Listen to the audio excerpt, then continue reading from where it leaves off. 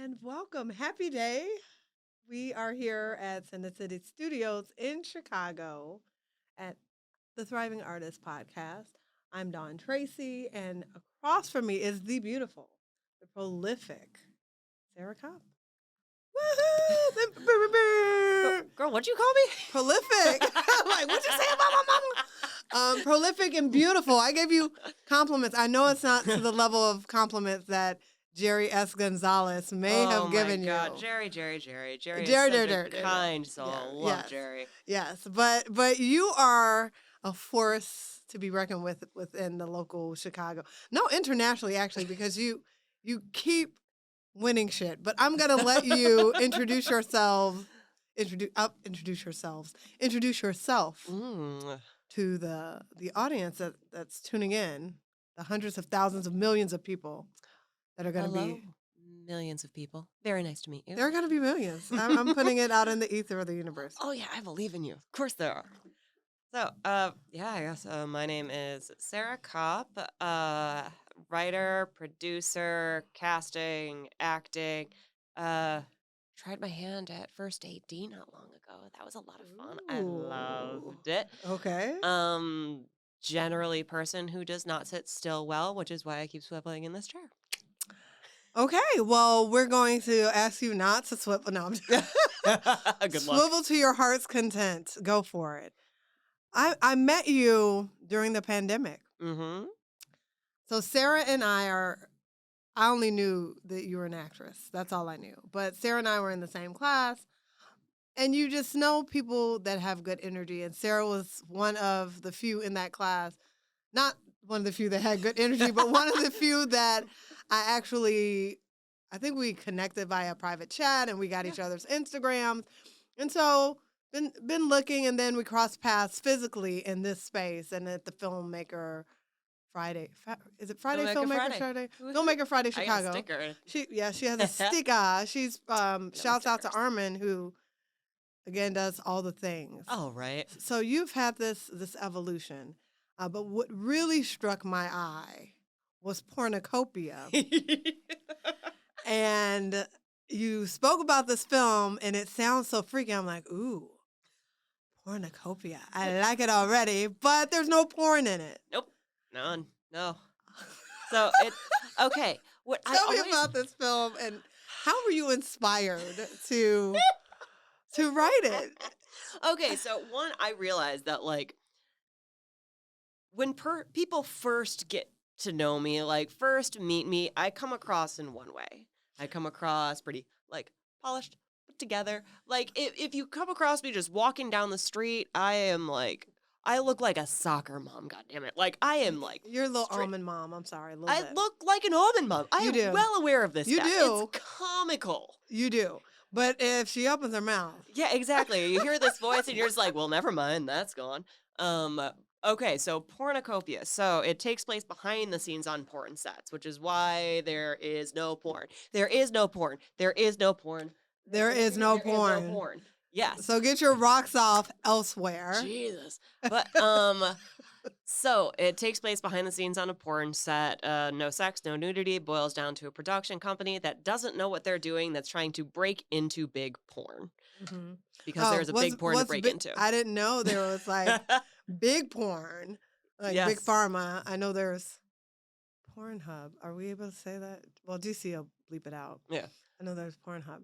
And what I like about the promotion of it, first of all, you had Lady K, who's also doing all the things in Chicago. I got to get her in here too. Yes, you do. 100%. Lady K directed it. Mm-hmm. I like how you all are promoting it on Insta. So the last character, meet the character I saw was Bubbles. Bubbles. Oh, Bubbles.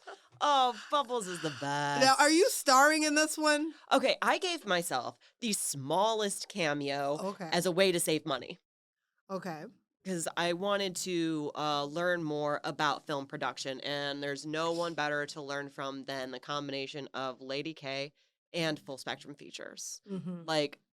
That combo, they're both powerhouse production in teams. Chicago, yes. So I'm like, if there is a place where I can sit, listen, watch, and learn, it is with them. Mm-hmm. Which is that's one of my favorite things being on set. Like, even if I get invited to just come hang out on a set, please invite me to just come hang out on your No, set. it's creepy. Like, I will just watch, pay attention, see what everyone is doing in their respective jobs, see what the director is seeing through the monitor, pay attention to timing of the actors, how every light is hitting. Mm-hmm. Just take in all of that Take it on. information Mm-hmm. in order to just continually learn. Mm-hmm. So that's why I gave myself the smallest role humanly possible, because in general, yes, I started off as an actor. We met when I was doing much more acting. And during the pandemic, funny enough, is when I started writing. Mm. So you met me just before I started writing. So you wrote Belly. Wait. So I first wrote a short called 30 Days. Okay. 30 Days is a dramedy about the first 30 days sober. Mm-hmm. And I'm 8 years sober at this point. Woohoo! Yeah! Yay for healthy coping skills in the industry. Know. Oh, it took so long. But so I wrote that. It's actually interesting. So I initially had no intentions of ever writing a thing. I was in a Zoom class. I know, right? A thing. I didn't think I was a writer. I didn't think I'm like, yeah, let's get writer. No, I had no thoughts about that. And here But you are. I was in later. It was actually an acting class. Okay. That started me doing that. I was in a Zoom class with Brittany Ward. And again, another shout out. You've talked about Brittany. Brittany is I gotta such find an this woman. amazing human. Okay. Amazing human. But I was in her class, and she had 1 week where we were supposed to write a scene and then direct it and all of the things. Mm-hmm. So I wrote this super short scene, and afterwards, Brittany is like, Sarah, you've got a great comedic voice. Why aren't you writing? And I'm like, I had never thought about it. So she's like, yeah, I want to see you writing. I want to see you producing. I want to see you directing. Yes, I want to why see you not? do these things. And I'm like, I'd never considered it. Shit, okay. So I took a writing class during COVID. And where was the writing class? Was this at Second City or? The Forge, actually. Oh, okay. Yeah, With Sarah. Sarah. The other didn't Sarah. Yeah, Sarah Casey. Yeah. She didn't teach that one. Patrick Wimp taught it. Okay. And I wrote my short 30 days, and I posted about it on Facebook, like you do. And then First mistake. No. right, like people are gonna tear it down. what's hilarious is actually one of my best friends reached out. He's like, I just got all this film equipment. Let's make it. I'm like, Yeah. the terror. I love that. The terror. Because he's calling you out on it. He's calling you, call to action. Yeah, I had no intention of making a thing. So you were just going wrote to write it and hide it from the world. Basically. Okay, so when I was younger, I did a lot of writing, but I wrote in code.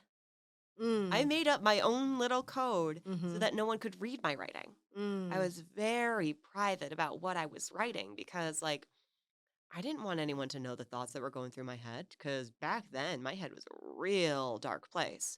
So I didn't want anyone to see it. Okay. I didn't want anyone to know about it. And I guess I kind of, in growing up, my perspective has shifted to my brain can be this dark place. And in my life, I have come through a lot of dark periods. But in every single period of time, there have been these moments of levity and these moments of humor. And I choose to focus on those things. Humor saves me. We have to. Again, we're not here to just pay bills and die or struggle and die, and definitely don't want to be that starving artist archetype that is permeated throughout narratives. And so I love that you're a talented actress anyway, and you can dip back into that. And speaking of which, Mickey O'Sullivan, who one day I will beg Mickey. Oh, Mickey's got to be here. Mickey Mickey's is such a so great busy. He is booked and busy, and I love that for him. Oh, yeah. But he showed us 2 auditions that he coached. Well, there were 2. It was 1 audition, but he showed us before the coaching and after the coaching. And I was like, holy, it was already powerful, but then with those tweaks, but that's the magic of Mickey, I guess. Oh yeah, It was 100%. so I've seen you in a couple of contexts. I've seen you act with Sean Bradley. That was more commercial acting, and this was more of a dramedy and film.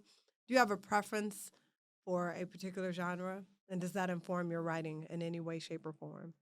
Okay, I definitely consider myself a dramatic actor Mm. because um, comedic timing, especially when it's not just done organically with improv or things like that, Uh-huh. it requires a very special kind of ear.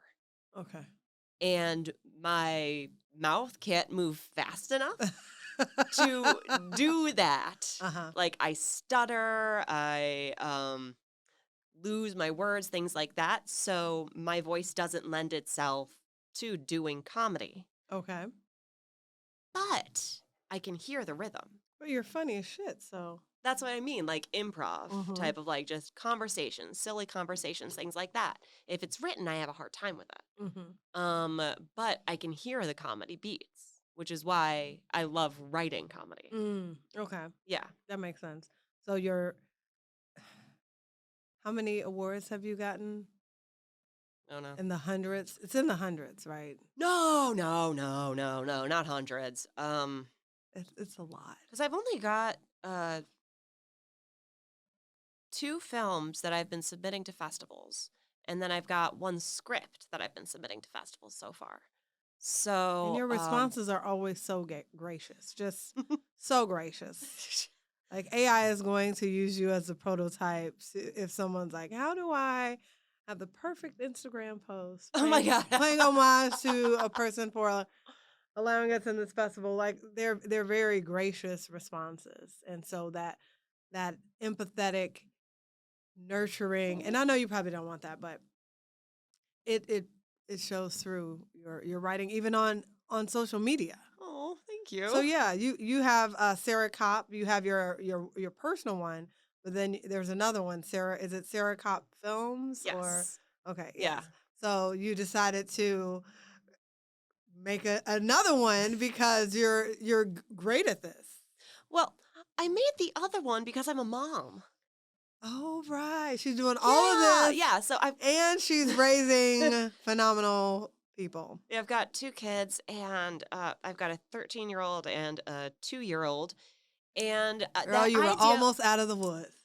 Okay, I know. I decided I wasn't tired, so I should start over. But I thought it might be inappropriate to have pictures of my toddler next to things about Pornucopia. pornucopia. Yeah, that felt wrong. A That little felt bit, not yeah. okay. Yeah. So, like, I'm trying to gear more towards putting content related to film onto. It's Sarah Kopp Film, very Okay. original, but gearing more towards promoting that one. Okay. Yeah, and keeping the other Instagram just to appease my family. Okay. Yeah. And your family is oh so supportive of your endeavors. Yes, yes. And do you think if you did not have such a good support system, you would be as successful as you are? And as you transition from acting to first AD a couple weeks ago to writing to red carpet fixture. We don't have a red carpet in Chicago. It's more like a blue carpet, I guess. But Oh, I prefer blue anyways. I wish we could have a blue carpet at all these events. How But does that work? Who sustains you when you're like, I don't know? I definitely have a gigantic support network. There's no question about it. But I'll say that in transitions and things like that, it is actually mindset that Ooh, has. tell me more. Okay. Um, you know how in acting, rejection is there constantly.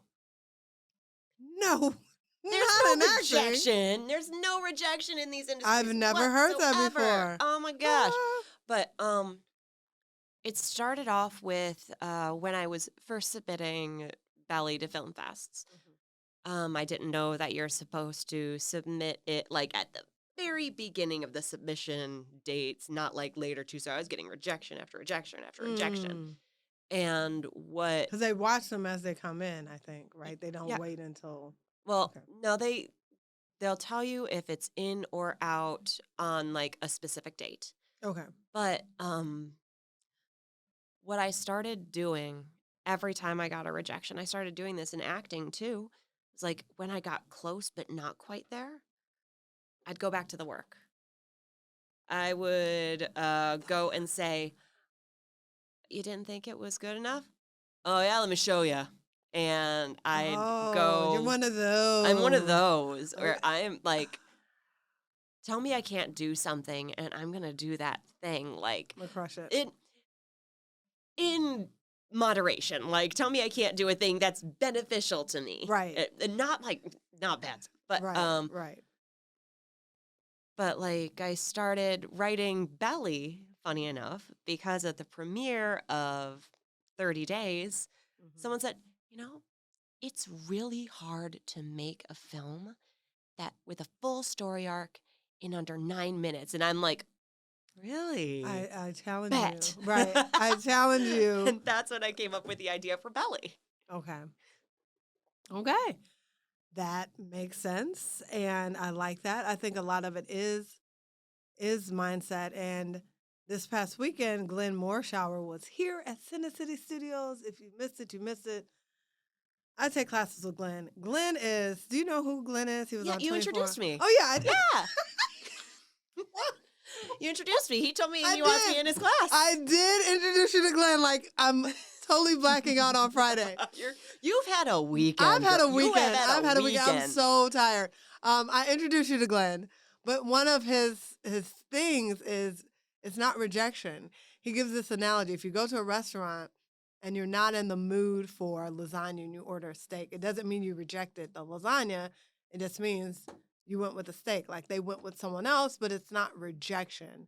And so I'm trying to kind of incorporate that into my reframing because rejection does not feel good. And I think it's even worse when it's like, hey, you're on check avail for this. Mm-hmm. And then you hear nothing else. And it's like, what the hell? Yeah. When you get check avail, you're assuming you're maybe among three. So you've passed so many hurdles already. And then if they don't go with you, it would be nice. And I understand that time is a premium for us all, but it would be nice for them to say, no, we went with someone with bleach blonde hair because something just to inform you the work that you're going to return to anyway and throw yourself into. Yeah, 100%. In Pornucopia, I had the opportunity to sit in on casting for it, which was so much fun and so enlightening. So you had to reject somebody. I know, but Near and dear to us both. We're gonna leave that alone though. but it was so interesting because so many people brought different things to each character. And there was one person that like she was fantastic. But we had two people. Well, okay. Going back. There's a joke where one character is there and a younger version of her is in the script too. Not like a younger version of her, but a girl that looks younger and similar to her. Okay. We had a good match with these two, and we liked both of them. Mm-hmm. We liked this other girl as well. We couldn't find anyone that matched her that was also good. Okay. So, like, equally great auditions. Mm-hmm. We just couldn't find the pair. And I reached out to her. I actually told her this. That was nice. Well, if I saw people's auditions in that, I want to let them know how well they did. Mm-hmm. Like, I want them to recognize, I saw your hard work. It was great work. Mm-hmm. But I also got to see just like, I got to laugh so much. It was wonderful. Oh my gosh. What, laughing off of, well, not at the people, but their interpretation of your material. Precisely. And the jokes they find. Mm-hmm. That's another Glennism, more showering, where he's like, fine, there are typically 3 jokes per page. You got to find the jokes. 100%. So, yeah. Yeah. There was you know how people focus so much on like their self-tape setup and Mm. finding the perfect reader, making sure the background is perfect, the lighting is perfect. I can tell you that shit matters very little. 100%. What? Yeah, okay. I almost like booked this guy who was he was traveling when he did his audition. Mm. And he did the audition in front of a freaking like rooster poster because that's what he could do in the Airbnb. He couldn't find a reader again because he was traveling. So he just did it straight through. And it was hilarious. It was I so believe it. good. We almost were able to get him to come in, but he was like he was going to step away from another project to do this one. Mm-hmm. But the current project doubled his rate there, and I'm like, we can't Yeah, we can't. afford to do that. We can't compete But with that. like that example, that's what I saw. I saw someone hilarious, Mm-hmm. and that's what I was looking for. Mm-hmm. I wasn't looking for The how best setup. clean the background is, how great the lighting is. But they put so much in. I know They people. teach us that you have to have the light and you have to have the background, and it's better. It's got to be neutral. And if it's blue, don't wear blue and gray. And so there. I mean, but I think the business is like that. So self tapes, you've got the structure of it, but then you've got your performance. And Yeah. then with acting, you've got the business of it because you better pay your dues. Your website and your materials have to be updated, but then you have the craft of acting. So it's always managing multiple things simultaneously. And for you, I can't imagine how it's like business of film, creativity of film, business of acting, creativity of acting, being a mother, being a partner, being all the things. How do you juggle? So I probably have like 3, but you probably have like 8. I shouldn't say balls, but whatever. I've looked back at all of these episodes and I'm like, you're a little hypersexual. Girl, a little. Girl. I go like if there's a sexual innuendo to be found, I am finding it and claiming it. So I'm trying to tone my sexuality down. I gotta say, if you're talking to someone who wrote Pornucopia, you're in good company. Okay, of course. Come But on. I'm like all the time. But okay. Yeah. How do I juggle? Yeah. How How do you juggle the balls? How do I juggle All the balls. Oh God, I took my voice too low there. Look at one thing at a time. Like eating an elephant one bite at a time. Yeah. Like if you look at the enormity of everything that you're doing in life as just one big picture rather than breaking it down into segments, then everything will feel like you can't conquer it.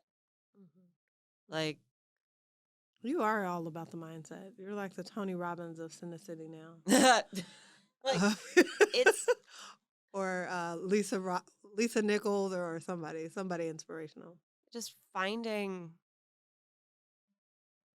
the time, finding the space, Mm-hmm.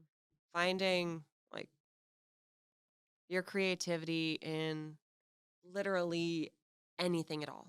Mm-hmm. I've started going on walks a lot. And like I've been doing that for a while now. And what I will do on these walks is one, I will just clear my head. So that way it is a chance for my mind to wander. Mm-hmm. And that is the best way to harness your creativity. If you try to force creativity, it won't come. Okay. If you let your mind actually wander, it will come. it will. Who knows? Build it and it will come. Yeah, like for example, I'll go on these walks, I'll look at like one small detail, like say a pillow outside of someone's apartment. Mm-hmm. Start asking questions, be curious about it. Like who bought that pillow? Is that a seasonal pillow? Do they change it out every season? Was there an argument over whether this was the right pillow? Did they buy this at a secondhand store and thought that's a perfect pillow? Or was it just a random gift from someone that they have to put out and that person is coming? So you are going just deep with it. questions. Yeah. Constant questions, Mm-hmm. constant curiosity, because curiosity is where creativity lives. Mm-hmm. Mm-hmm. And are your babies going to go into the business? Do you see any traits that they're like exhibiting? And I know it's a bit of a gap. So you got the 2-year-old, but I believe that 2-year-old is giving you a run for your money. I don't Uh, know, but I'm guessing that is the case she is a because smart kid. yeah, She's a because they're smart making kid. it's something in the water now. I These know, kids are right? like new and improved and on the juice. Yeah. And then the 13-year-old, are they showing any like, hey, I'm curious about the world, but I'm also gregarious enough to be in front of the camera? She enjoys doing acting. Okay. She enjoys doing plays. Her overall goal is to be a doctor, though. I love it for her. Yes, Yes, yes, yes. yes, yes, She yes, yes. loves medical science. Them girlies. 100%. Like, that is where her brain is like going into that. And I have so much respect for her because she knows that, spends quality time looking into those things outside of school, learning more and trying to find these opportunities for herself, like for her to learn about it. Mm-hmm. And I think, again, curiosity. Yeah. Curiosity to me is one of the main things about a person that can make them interesting. Mm-hmm. Mm-hmm. I'm curious about so many things, and Yes. and that's why I can never. That's why it takes me forever to get show notes. But also, it's I cannot see myself doing one thing. So if in a alternate universe, if some evil person came or you were in what was that movie, Divergent, when you had to choose a faction. So I'm gonna ask you to choose a faction. If someone's like, "Look, Sarah, you're good at too many things. You have to pick one thing," and we're not gonna choose parents because, of course, that's Yeah. why would you never not become a parent? But if you had to choose one creative endeavor to pursue for perpetuity, which facet would it be? Would you be filmmaker, actress, production person? If someone's like, nope, you can't do it all. You're too good. Writer. Writer. Writer. What? 100% writer. Oh my gosh. Because my brain lends itself to stories. Okay. The rest are things that I enjoy as well. Like, you heard my example of how I function when I just go on a walk. Right. The story. Yes. And see, that is why I called you prolific in the beginning, and you rejected that descriptor, but it's very on brand for you because you are a writer. But you can do all these other great things too. So, Well, again, it's just curiosity. and she speaks. She speaks. So let me give the context because I don't think the audience will ever see that original interview in the previous iteration. But since I've kind of introduced you to the Cinecity Yeah. family, and it is a family here. Like Mhm. I have never met such a concentrated group of good people in one place. Like everyone's a good person. Yeah. There are no shitty people here at all. And I think Stan at the helm does a really good job of just creating a culture conducive to creativity and just allowing it to thrive. But so since you've been in the folds of the family, like I felt like everybody embraced you with open arms because what's not to love? And you've been speaking. You kind of like you're part of the family now. Rob reached out to you and asked you to speak at a Creator Connects event. Yeah. Was that a great experience for you? Oh Will my you gosh, do it was more of it? Terrifying. It was utterly terrifying. My God. I'm like, what am I going to do here? This is a terrible idea. I know a million people more qualified than myself to speak. But there's only one you. So I went with, what do I think I am capable of teaching? What do I have to offer that people would find of interest? Mm-hmm. And it was literally, I wrote a slideshow called "How to Make Work in Film If You Don't Know What You're Doing." Oh, I could have wrote that too because I definitely don't know what I'm doing. Yeah, like just like I didn't go to film school. I didn't study scripts. I took a writing class before I filmed my first film. Singular. And then Okay. now I'm in more like in progress classes, things like that. But yeah, just how did I do that? What about the mindset and what are the actual practical things? Because what drives me nuts in seeing like speakers is when they don't give practical advice, Oh my where it's all gosh, yes. like, Like, let me like I've blow been talking a lot smoke about, up your rectum. right? Right. Like, I know I've talked a lot about mindset, which, I can talk about the way I got to this mindset, like a step by step guide. But I wanted to give ideas of how to learn how a set functions even before you start making. Mm-hmm. And it was things like go be an extra. Go be an extra on one of those Chicago shows. Because as an extra, there isn't a lot of expectation of you. So you can sit and You observe. can sit and watch. But that's only if you're not on your phone the whole time. And Exactly. so many people, well, I think Empire was the only one that they would lock up everybody's phone. But so many people are oblivious to the opportunities around them because they are on their phone. Like, 100%. get to the set. I don't care what part you're playing. There are no small parts. Learn what everybody else does. And so when you make your film, you'll know what kind of talent you need. Or some of those people might volunteer to do it free of charge because they just want to see you like execute your vision. Exactly. Yeah. Yeah. Just That's good advice. practical advice that won't cost you an arm and a leg. Heck, it could pay you. Mm-hmm. Yeah. Yeah, there's some good crew, and I think one of the things that you and Jerry S. Gonzalez, you share is that you're multifaceted and adaptable, and not just rigid. Like, it seems to be two types of people in the industry. It's some that are like, no, I don't want to audition. I'm offer only. It's like, this is not that. This is different.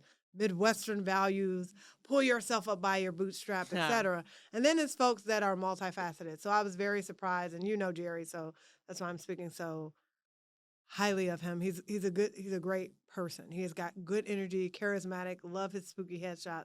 But he had his puppet that he made on his feed, and you really do have to try things that you're not necessarily good at to see what you're good at, or to meet people that can help you evolve. Yeah. You find that to be true. And other than Brittany Ward, who is that person right now for you? You can't say Brittany, you can't say Lady K. Oh, damn. Okay.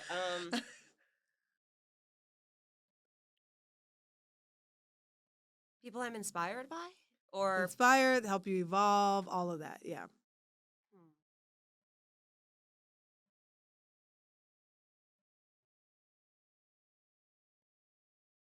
You see, this is what I mean when I say that I need You can take a moment of silence. It's okay. like my brain sometimes can function like a slow computer where Mine it needs too. time to process words that were said. You see, I completely that. forgot that I saw you Friday and introduced you to Glenn. You're good. Don't worry about it. Oh my goodness. We can come back to it. Literally everyone. Oh, wow. That's the thing. Like, if you walk into an environment and you consider yourself the smartest person in the room, you're not going to learn a thing. You're in the wrong room. Well, not only are you in the wrong room, you're in the wrong brain space. Mm-hmm. Everyone, literally everyone has something to teach you. Mm-hmm. So I agree with that. I'm inspired by so many people that I meet. Mm-hmm. And your babies too. Tiny, like, just even tiny little ways that they don't realize. Mm-hmm. It's all, I keep going back to this, curiosity. So when you were a child, would you have said you were a curious child? Yeah, 100%. Curious, creative. But I was also really So, how much time we got? Okay. There's a thought there. Damn, we can't explore it, but we can always come back. Go ahead. My childhood was a bit interesting. So I mentioned earlier I am 8 years sober. I am I think it's 15 years clean now. I was addicted to amphetamines by age, I want to say 11, Mm-hmm. and that continued into my 20s. So did you have an So, Adderall prescription yep, that you continued on? Okay. 100%. And with my diagnosis of bipolar, um, being on amphetamines basically means living in a manic state. Mm-hmm. So, It is a yes, I was a stimulant. It's curious. highly addictive. Yes, I was a curious child, but my brain didn't know how to process the world around me. Mm-hmm. So I was a curious, terrified, self-loathing child. Mm. Mm-hmm. We actually was funny because I told you I was coming from teaching intro to psych, and we talked about stimulants today. Mm-hmm. And one of the things, like ADHD is real. I'm probably undiagnosed ADHD. My daughter has that diagnosis. And I remember her being on Concerta. So she was like, oh, it makes me feel horrible. I get the worst headache. And then I'm like, oh, give it to me. I'll take it. And I took one of her Concertas, which I shouldn't have. That's dangerous because it's not prescribed to me. And I stayed up for 36 hours straight. And I got so much done. Like I was Mm. literally cleaning the baseboards with a toothbrush. I got so much done. And when I crashed, I had the worst headache of my life. So I can see how it can be beneficial, but I can also see why people misuse it or can misuse it. So Yeah. yeah, that I mean, especially as a child, because you don't even think about the long-standing repercussions of it. Absolutely. And Mm. I didn't learn emotional regulation. I didn't learn any sort of coping skills aside from take a pill. Yeah, pop a pill. Yeah. But I think that's what our society does too. We don't. The doctor never says like, "Hey, why is this a thing? Let's do some neuroimaging. Let's do some gene site testing." It's like, okay, these are the symptoms. Take this to mask that symptom, but you never get to the root of why it's there in the first place. So I think it's pretty perceptive for you to say what you could not do that prescription kind of distracted you from working on. So when did you realize? So 11, you get Adderall or Adderall XR or whatever iteration you got. And how long in your journey did it take for you to realize, like, hey, I can't rely on this particular thing to help me cope in life? Probably not until after I got clean. Mm. What made you want to stop? Nothing really made me want to stop. That's the funny thing. So Okay. my mom told my doctors that I had a problem. And so they stopped prescribing. Oh, so but wait. Yeah. So your mom just came to the doctor with you? We were seeing the same doctor. Oh. Oh, okay. Because I was getting it from my GP. Okay. Yeah, I was getting it from my GP. My Okay. mom had the same GP. She told my GP, and they stopped prescribing. Cold And turkey? what? Cold turkey, or did Mhm. they tape? They didn't taper you off of it? Cold turkey. What did you have withdrawal symptoms? I slept for about 4 days straight. Mm-hmm. Um, yeah, that was so long ago. I haven't thought much about that. But yeah, it wasn't. I didn't really work a program with that one. Mm-hmm. Um, and I switched over to alcohol as a coping device, because that was there. Mm-hmm. That was easy to find. Just walk to a store. Um, but They're not gonna question you because you've got that face. mhm. They're not gonna question you, but you go from a stimulant to a depressant. Just something so that I didn't have to feel, Okay. because feeling was uncomfortable, especially with, again, undiagnosed and unmedicated bipolar. Mm-hmm. So these were coping skills. These were just attempts at coping with a world that was overstimulating, that was scary, that never felt level. Mhm. But like, I am so grateful that it was again during the pandemic. Fucking A lot of things pandemic. happened during the pandemic. Mhm. I finally, after many years, found the correct medication combination that helped balance me out. And did you do gene site testing, or did you finally go to someone skilled at psychopharmacology that could actually treat the symptoms that you were Uh, having? Went to from one psychiatrist, switched to a different psychiatrist, and that psychiatrist. It was also interestingly enough after being open with certain members of my extended family, Mhm. who because bipolar definitely has a very genetic component. There's There a is major absolutely genetic genetic. component, Mhm. and you can find out from like if you have family members who are medicated for Certain certain things, medications certain medications work will well for them, right they will work probably work well for you. Yeah. precisely. So I was Mhm. able to, after being completely open and honest, find out what medications worked. Mhm. Got on medication, light switch. I love it. I finally had access to my full potential, which Mhm. is why things have changed so much. Yeah. Because I was trying to do everything in extremely hard mode Mhm. for a vast majority of my life. Mhm. So now that that aspect of my life is stable, that's probably why I can juggle so much. Okay. Because of the fact that I was trying to juggle while being on a what's the word? You know, teeter totter, Yeah. basically, Mhm. constantly. So just trying to juggle while having that and then having the teeter totter gone on flat ground. It's a lot easier to juggle that way. Mhm. Were you upset with your mom at the time? No, No, because you knew it came from a place of love. absolutely. Okay. Yeah, my mom's one of my best friends. I love it. Yeah, no, no, no, no, no. Like I knew it was a problem. I absolutely knew it was a problem. And I just did not want anyone else to know that I had a problem. Mhm. But she saw that there was a problem. How did she see what was?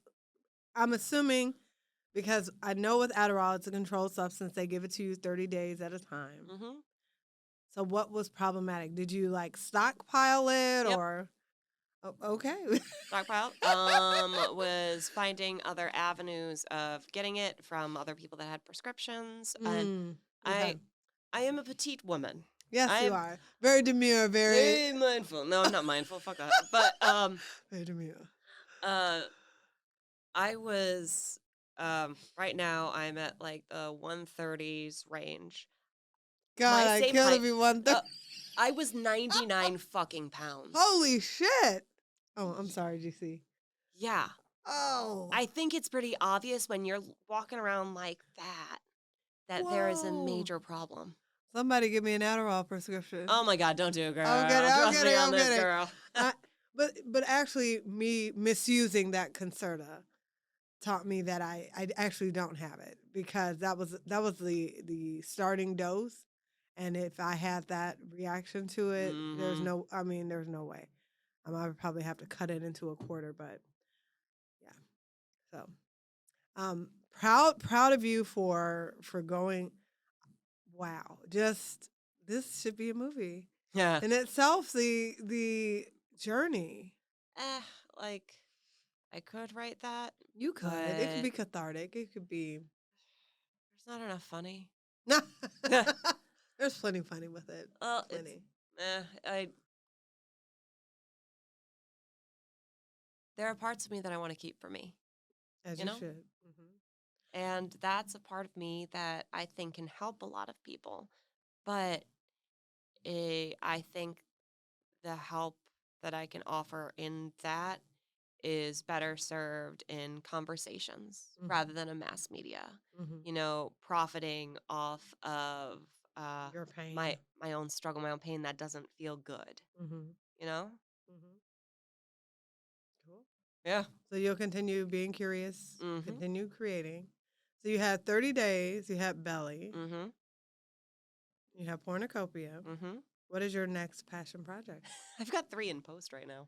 Tell us Wait, about, tell us. 3 in post and then 1 completed for the 48. Okay, so Is that the one you did with Temptopia. Tommy? With Tommy. Yeah. Okay. Oh, Tommy's so great. Tommy and I go way back. Oh, Tommy's so great. He wants to be on this. We've talked about it. Good. Get his ass out of here. He's so I don't great. call him Tommy. I call him the hair. Oh, as you But should. I've been calling him that for about 15 years because we used to work promotions together for Verizon. And he came out the box, and it wasn't as long as it is now, but he came out the box with this hair. I'm like, you're the hair. His hair is just so freaking fabulous. I wish he cuts. Oh, yeah. Yeah. Tommy's definitely a person who's been very inspirational. The whole 48 team that I worked with, like, How did I not hear about this? Because I've seen Tommy's posts about it. I've seen Ruth Kaufman's posts about it. And I'm like, that would have been so much fun. But okay, let's start there. Talk about the 48. Okay. That was exceedingly fun. Exceedingly fun. Because they brought me in to help with writing. And so Hope. No. I actually just came up with the concept and did like kind of reviews. Alyssa was majorly the writer on this. Okay. Yes, I cannot take credit. Okay. I wasn't throwing shade at Alyssa. Okay, no. go ahead. No. But it was hilarious. So in the 48, you get like a prop that has to be there, a line that has to be there, a character that has to be there, and 2 genres. You can choose one of the 2 genres. So we got our line, we got our prop, and we got the genres of dystopia and I think it was drama, and we just were like, no, F that, we're comedy people. So in the group chat, as soon as they sent that, I was like, my brain went, whoo! And I wrote maybe like 6 different proposals for like what type of story we could go with based on the location that we had already secured. So now a few of those we're going to work on next. But that team, so supportive, so kind, so loving, so intelligent, and just collaborative. Like, collaboration is my favorite part of film. It is. I love good synergistic collaboration. I just wrote 100%. that for when I was talking about my group that made the film, but it was only one. So the 3 in post-production, can you spill a little bit on those? Okay. Yes. Are these full, shorts, what? Turn this around. Evil Usher.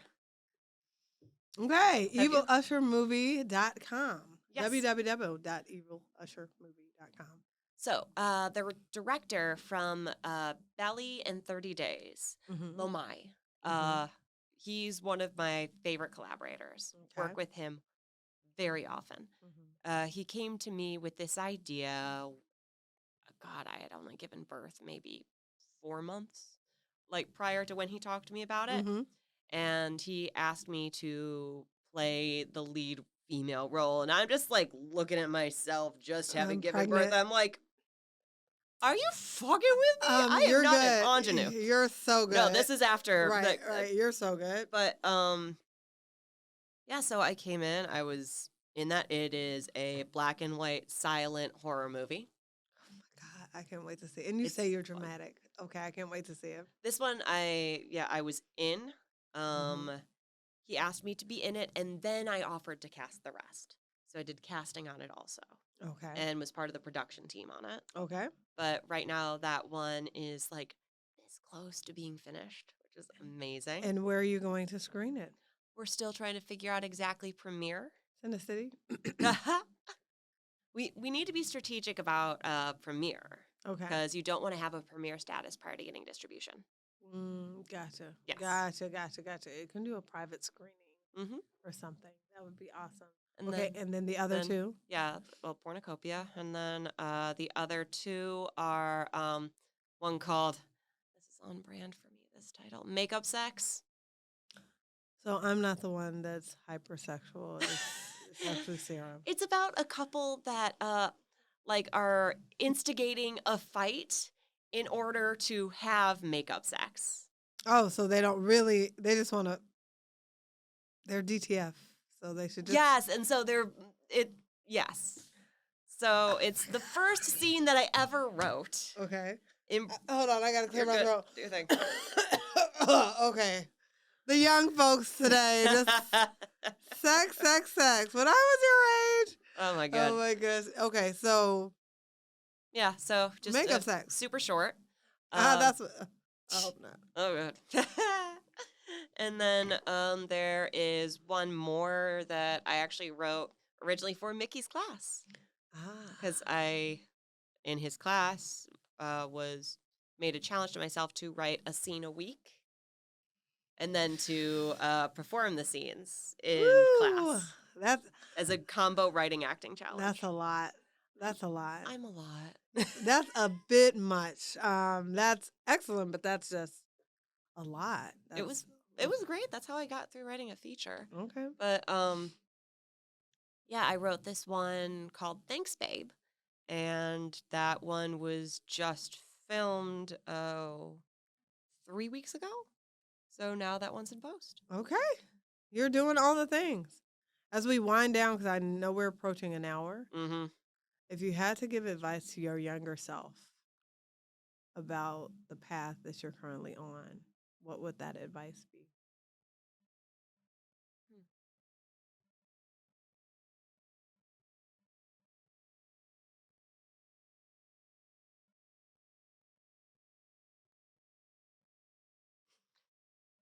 Don't hide your writing. Embrace it. Embrace that part of you, because what you find to be the most terrifying aspect of you will actually become your greatest strength. Oh, shit. Wow. That's a good one. And get the fuck off amphetamines already. Jesus Christ, what the fuck are you doing? You didn't know what you didn't know. I know. Until you knew it. Exactly. I see a faded pick squid. I've got Pick Squid on here. Filmmaker Friday. Filmscape. Filmscape is, I know, Filmscape was so fun. Donations correctly. Like, yes, correct right now. I Donate saw to Filmscape. Ned. They are so wonderful. It is such a fantastic event. Filmmaker Fridays. Go to Filmmaker Fridays. You don't know when you're going to meet your next best friend or collaborator. Go to Filmmaker Fridays. And it's just a vibe. It's just a whole vibe. It's so great. Yeah, it's a whole vibe. Tell the world how they can find you. Oh, yeah, I think you already did, but Sarah Kopp and Sarah Kopp. Sarah Kopp. Yes. Film on Instagram. Yeah, that's how you can find me. Okay. Well, I think we're good on time, yeah? I'm going to take us home. I'm going to look into the camera, give any final words to the public there as I try to hide my National Geographics. Private joke. It has been phenomenal sharing with you, talking to you. Use a condom. Oh, I didn't expect her to give that advice. But then again, I may not be the hypersexual one. Thank you for tuning in wherever you're getting this, when you get it, because we're getting stuff together and out. This has been an episode of The Thriving Artist. You can follow me at The Thriving Artist Podcast on Instagram or The Blacktress, BLACKTRESS. It's a hybrid word. I made up, whatever. It's so good. I love I know people are like, oh, pro-black, whatever. It's been great. So saying goodbye from Center City Studios in Chicago. Bye. Bye.